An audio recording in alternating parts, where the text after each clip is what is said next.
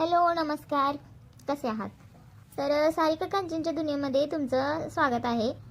तर आज आमची कांचन आजारी पडलेली आहे आणि तिला खूप कणकणी पण होते आणि सर्दी खोकला पण होता. त्यामुळे मग ती आजारीच होती, तरी ती मला थोडीफार हेल्प करू लागत होती. मी करते म्हणून. तर मग नंतर आम्ही दोघींनी स्वयंपाक केला आणि नंतर मग घर आवरायचं होतं. तर मग मी पटकन घर आवरून घेतलं. तर खाली गॅस मी स्वयंपाक करणार होते. कसं दोघी मिळून असलं की तिला आटवून देते आणि मी भाजत असते, त्यामुळे गॅस वरतीच असतो. पण आज मी करणार होते त्यामुळे मग गॅस खालीच घेतला होता. त्यामुळे मी खाली बसूनच सगळा स्वयंपाक केला होता.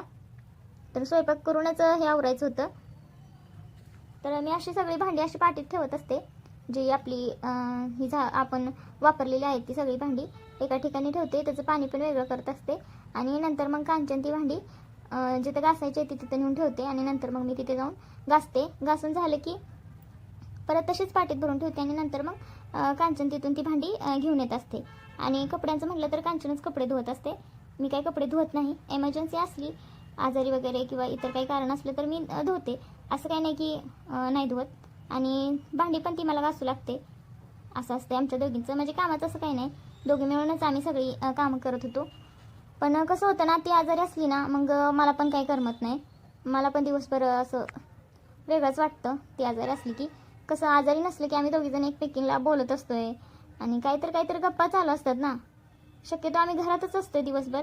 आम्ही काही कामाला वगैरे जात नाही. कांचन पण जात नाही आणि मी पण घरातच असते. त्यामुळे मग दोघी एकमेकींना बोलत असतोय. तर तसा वेळ कधी जातो तेच कळत नाही. मग ती आजारी असली की मला नाही करमत. तर मी आईकडेच होते 2-3 दिवस. मग काल आले होते आईकडून तिकडून. तर यावेळेस फर्स्ट टाईम असं झालं होतं की मी एकटी गेले होते माहेरला. कारण तिचं माहेर असो किंवा माझं माहेर असो, आम्ही दोघी एकत्रच जात असते.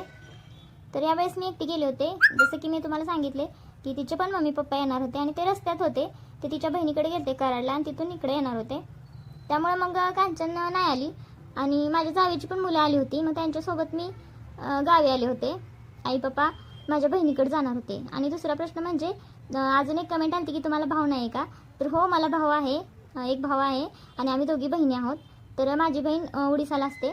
सध्या मम्मी पप्पा तिकडेच गेलेले आहेत तिच्या डिलिव्हरीसाठी. भेटूया नेक्स्ट ब्लॉगमध्ये. Bye bye.